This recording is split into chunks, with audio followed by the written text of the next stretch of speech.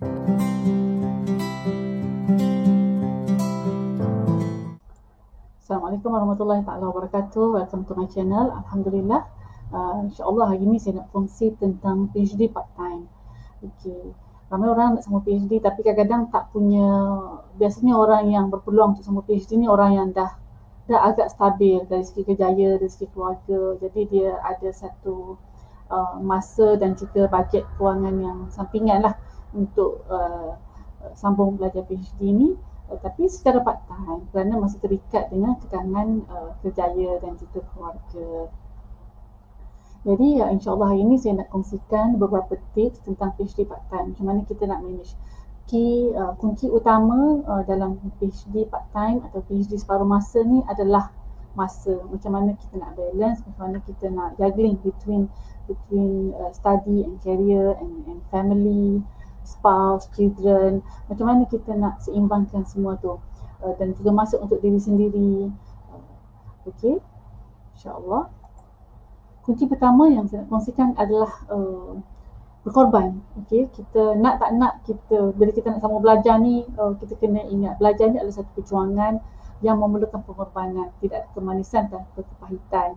Manjada wajada, no pain no gain. Benda tu dah jadi asam garam dalam kehidupan seorang pejuang ilmu, seorang penuntut, terutamanya di peringkat PhD ni, di mana kematangan dan juga ilmuan, kepakaran dan juga pengalaman semuanya perlu digarap secara waras dan secara bijaksana untuk menghasilkan satu kajian yang berkualiti.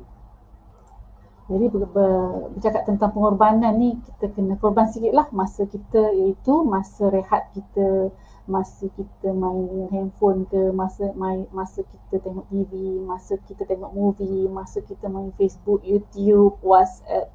Yang tu kita kena korbankan, put aside. Melainkan apa yang, kalau saya dulu, WhatsApp group yang betul saya komit adalah WhatsApp group keluarga dan juga kerja sahaja. Yang betul-betul kita komit. Yang lain tu terpaksalah korbankan, letak ke tepi dahulu. Sebab masa yang kita ada limited. Kita ni part time. Bila kita part time separuh masa, maknanya masa yang kita ada, kita kadang-kadang nama je separuh masa, tapi masa kita tu tak sampai separuh pun berbanding dengan orang yang belajar full time. So setiap saat itu sangat berharga, dan cara kita nak bahagikan masa adalah gunakan masa cuti, itu sama ada cuti weekend, hujung minggu ataupun cuti umum dengan sebaik-baiknya. Contoh macam hari ni 30 hari bulan 8, besok 31 bulan 8. So kita dah plan dah, okey besok cuti, apa yang kita nak buat tu kita dah plan awal-awal. Sebab kadang-kadang bila kita buat thesis tu, bila kita tulis thesis, setengah bab tu kita boleh spend masa let's say 1 to 2 hours per day tu kita boleh buat untuk bab yang biasa. Tapi untuk setengah bab yang memerlukan konsentrasi, kita peruntukkan satu hari yang khusus untuk betul-betul fokus dan kaji literature review dan juga olah untuk penulisan tesis kita tu, utamanya di bab-bab akhir, iaitu di peringkat discussion and also conclusion. Selain itu, selain daripada peruntukan masa yang mencukupi, masa yang berkualiti juga amat penting. Okey, gunakan masa-masa emas, itu masa-masa yang kalau kita ni mak-mak yang ada anak kecil tu, tunggu anak tidur dulu, dan masa anak tidur tu lah kita menyelinap masuk ke ruang kerja kita untuk kita tulis tesis. Sama ada waktu malam ataupun selepas anak-anak dah tidur, ataupun waktu pagi sebelum diorang bangun tidur dan sebelum subuh adalah waktu yang sangat produktif untuk kita menulis. Manakala untuk let's say petang kan, sekarang waktu ni waktu petang balik kerja, dah penat, dah sakit kepala dah tak boleh nak fikir. So balik rehat dulu, kemudian boleh uruskan keluarga, uruskan anak-anak, rehat untuk diri sendiri sekejap. Lepas tu kalau larat baru buat penulisan, kalau tak fokuskan kepada formatting. Biasa saya akan asingkan untuk kita tulis yang memerlukan idea, kena ada satu hari yang khusus, waktu kita sihat, waktu kita cergas, waktu fresh, waktu cuti hujung minggu ataupun cuti umum. Manakala untuk penulisan yang biasa-biasa je, setakat nak betulkan ayat, setakat nak betulkan formatting, itu dari segi table of contents, list of tables, list of figures dan sebagainya.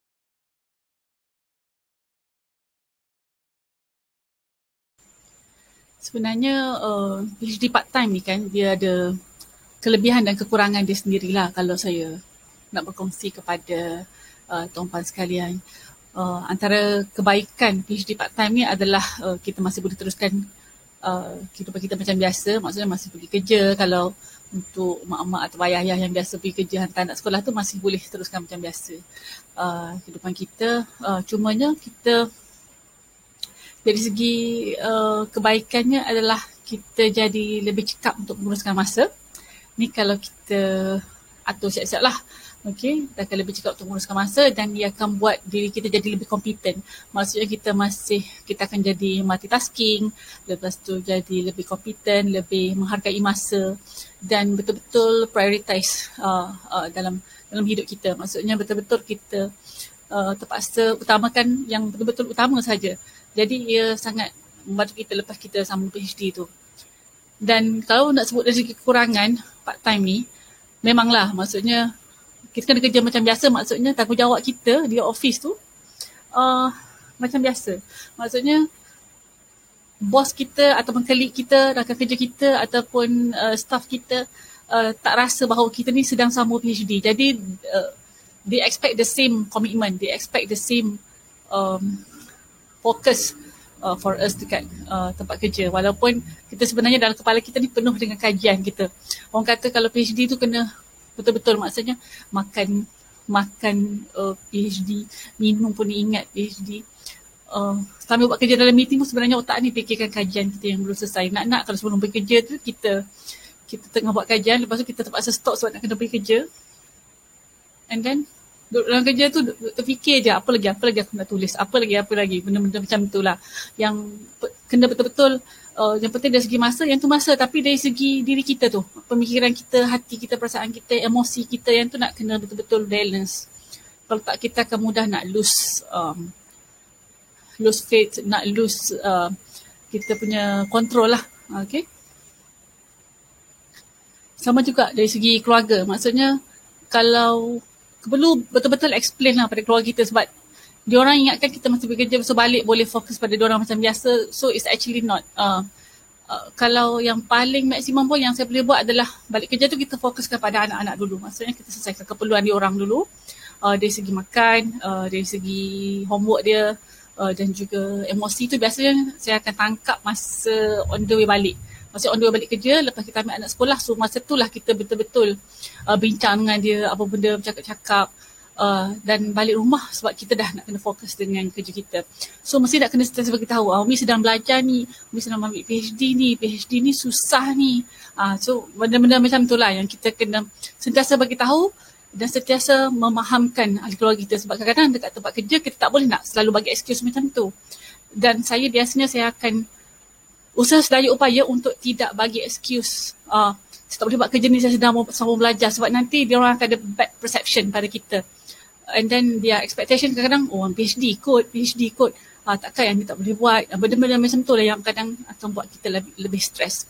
So selain daripada time management, emotion, lepas tu kita punya pemikiran kita, benda-benda macam tu yang kita kena ambil kira betul-betul. So kalau let's say you all belum sambung belajar lagi, boleh fikir betul-betul apakah risiko, apakah pro and cons, dan istikharah dan musyawarah. Mesti nak kena solat istikharah dan juga minta bantuan, minta ilham, minta taufik, minta petunjuk daripada Tuhan awal-awal sebelum komit sambung belajar. Dan yang kedua adalah musyawarah dengan orang sekeliling. Iaitu yang pertama dengan pasangan kita, kalau kita ada pasangan, ibu bapa, anak-anak. Sebab perlukan komitmen ni bukan pada diri kita. It's a holistic punya sacrifice, holistic punya komitmen. Dan juga kalau untuk di tempat kerja, kena explain pada bos kenapa nak sambung belajar and what we expect. Maksudnya apa yang mungkin terjejas sikit dari segi kerja kita ke apa. Contoh macam saya withdraw daripada persatuan. Maksudnya masa tu saya AJK Puspanita bahagian dekat pejabat. Lepas tu saya withdraw lah, saya kata sementara saya sambung belajar, saya tak boleh pegang apa-apa jawatan tambahan lah selain daripada tugas hakiki dan juga jawatan sedia ada di pejabat.